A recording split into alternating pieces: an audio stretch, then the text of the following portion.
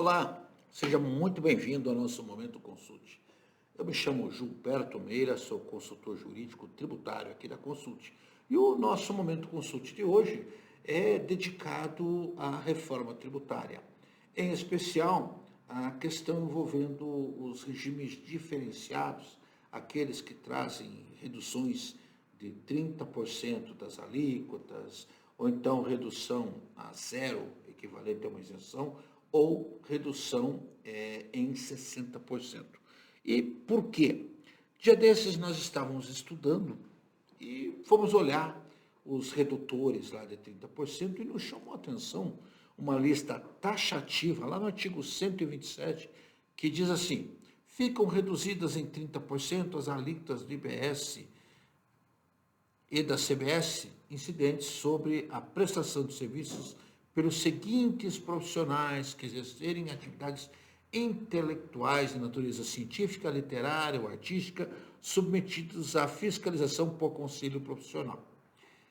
E, lembrando, que significa dizer que eu tributarei a 70%, então terei 28% hipoteticamente, pegue 8% de CBS, 5% do IBS municipal e 15% do IBS estadual, e eu terei uma aplicação de 30%. Então, imaginemos aí a lista: administradores, advogados, arquitetos, urbanistas, assistentes sociais, bibliotecários, biólogos, contabilistas, economistas domésticos, profissionais de educação física, engenheiros, agrônomos, estatísticos, médicos veterinários e zootecnistas, museólogos, químicos, profissionais de relações públicas, técnicos industriais e técnicos agrícolas.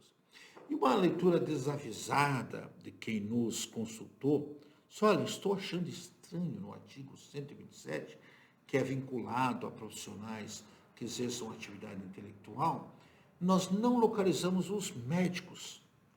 E aí fez-se aquela indagação: poxa, admitindo que o IBS e CBS sejam tributos regressivos, e são, porque eles serão somados ao preço, você não aplicar a redução de 30% na atividade médica é onerar uma atividade muito importante para a sociedade brasileira, para a sociedade mundial como um todo, mas em especial para a sociedade brasileira. E fomos investigar o que estava acontecendo.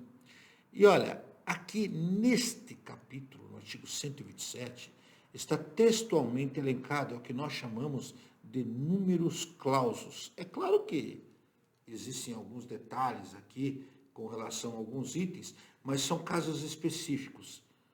E a apreciação da nossa consulente sobre a inaplicabilidade para os médicos caiu por terra quando fomos investigar o artigo 128, que tem uma redução em 60% das alíquotas do IBS. Não é redução de alíquota, é redução de base de cálculo, é redução de alíquota. Né? Não se confunde com isenção, o que significa dizer que, à luz do artigo 47 da mesma Lei Complementar 214, mesmo nesses regimes diferenciados, eu vou poder manter o crédito de eventuais aquisições de insumos que eu possa aplicar. Tá? Por quê? Porque a lei não determinou o estorno. Ele mantém o crédito. O artigo 128 diz lá que a redução em 60% das alíquotas de IBS e da CBS, desde que observadas as definições e disposições desse capítulo, ficam reduzidas em 60%.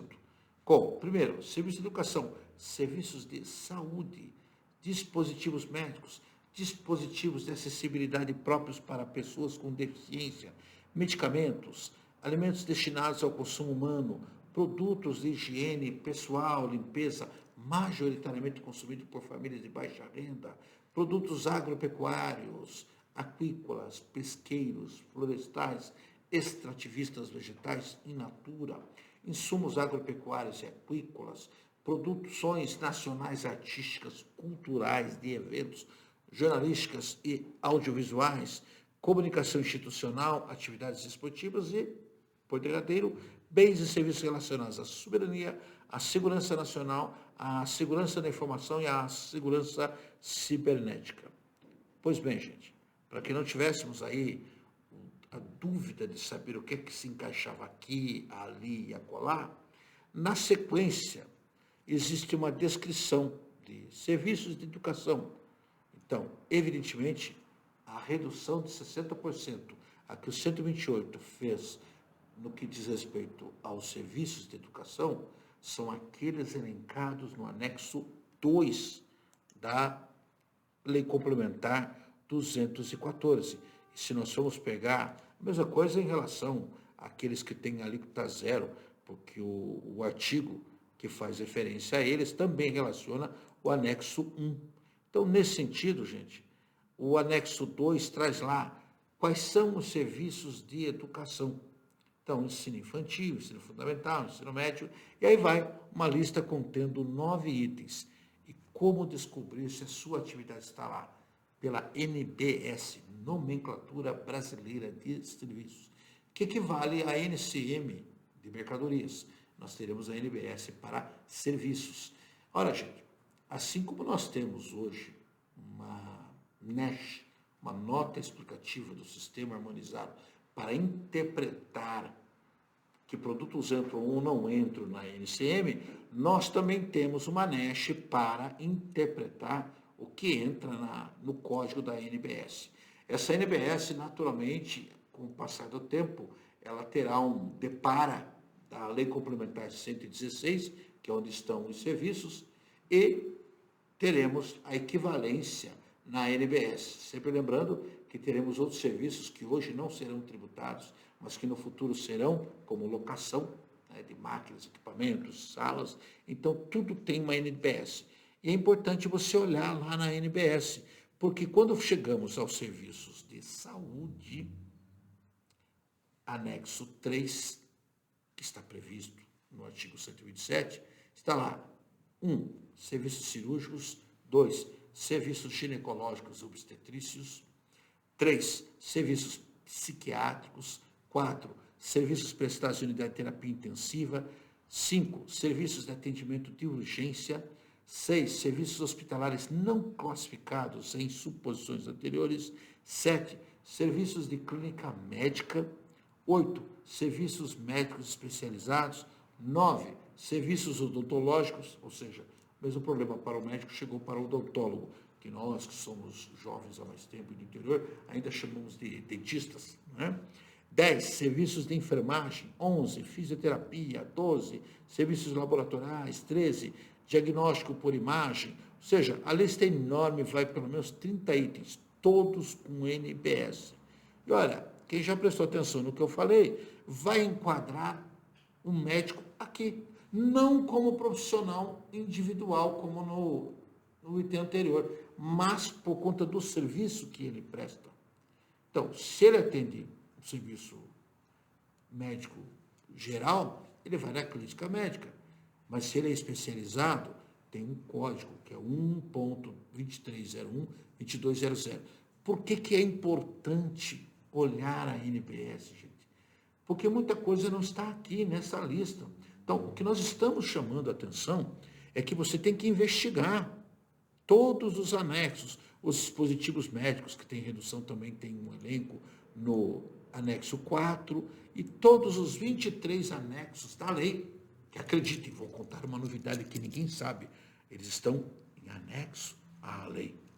Bom, para quem não descobriu que é uma brincadeira, eu vou avisar, para não cair no meme. É uma brincadeira, né? Portanto, eu tenho até medo que faça um corte disso para dizer, olha, ele não sabe que o anexo vem depois do anexo. Brincadeiras à parte, gente, importante observar, olhar a NBS. Em dado momento, nos perguntaram se doulas, né, que são aquelas assistentes altamente especializadas para casos de gravidez de risco, se elas estavam contidas em um determinado serviço de saúde. Não consta aqui na lista, mas se você for olhar a NBS, você vai ver o que é que aquele tipo de serviço considera. E aqui nós achamos os médicos e odontólogos. Ou seja, a confusão inicialmente apresentada por quem não tinha essa informação fica desfeito. Por quê? Não basta a análise apenas do artigo, mas sim da referência que ele faz. É por isso que é importante a observância dos anexos. Nós temos lá uma série de detalhezinhos. Resumo da ópera: os médicos, os odontólogos ou dentistas, como nós dizemos, né, nós os jovens há mais tempo, eles têm um redutor maior, né, em 60%. E o tal será que não sejam beneficiados, porque realmente é um serviço de altíssima importância. Mesmo sendo advogado, eu entendo que o serviço médico, ele deve vir em primeiro plano, ele é muito importante e é por isso que a lei os previu também. Tá bom? Eu espero com isso ter satisfeito a dúvida daquele que nos ouve, nos assiste e encaminhou essa questão, porque ele fez uma análise específica, tá? E definiram apenas e tão somente o item. Não, você tem que ir lá e ver o referenciamento. Dia desses procurávamos lá a questão envolvendo produtos sujeitos a alíquota zero, frutas, e havia também uma lista, que é o anexo 1, e que estava lá frutas, exceto coco, e aquilo nos chamou a atenção. Veja como, a essa altura da nossa idade, nós aprendemos que coco não é fruta, é uma drupa. O que é uma drupa? É um fruto, que é a parte carnosa que está por dentro, protegida por uma carapaça externa.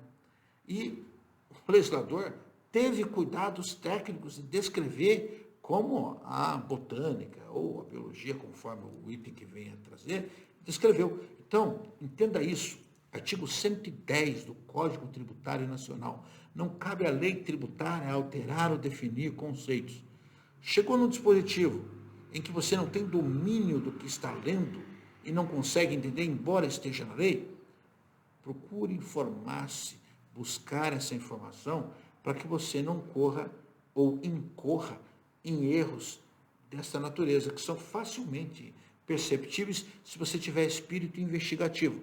Como se vê, burro velho também aprende piada nova ou história nova. Me parece que é o meu caso, né? Espero que com isso a gente tenha contribuído com aqueles que nos assistem, trazendo uma faceta, uma peculiaridade muito interessante com relação a esses cuidados de leitura. E em havendo outras dúvidas como esta, e que vão trazer aí orientações, nos procure. Você sabe, você tem dois caminhos. Você pode colocar aqui embaixo, onde tem um espaço de anotações, comentários, observações, o que você desejar perguntar, ou então nos mandar para o e-mail momentoconsulte@consulte.com.br, que nós teremos o maior prazer em atendê-lo. O nosso papel é esse, é divulgar informações. E a você, o que eu peço? Uma única contrapartida: dê o seu like, se inscreva, avise os amigos, tem um material novo, assista, divulgue, leve informação. A única forma que nós temos de resolver os problemas é trocando dados. Nos acompanhe também nas nossas redes sociais, seja lá no LinkedIn, no Instagram, no Facebook, aqui mesmo, né, no YouTube. Tanto a Consulte como nós temos o nosso espaço, estaremos sempre à disposição, tá bom? Eu espero com isso ter sido útil a você, esperando uma próxima oportunidade quando tentaremos trazer temas aí de interesse para aqueles que nos acompanham, tá bom, gente? Um abraço, até a próxima.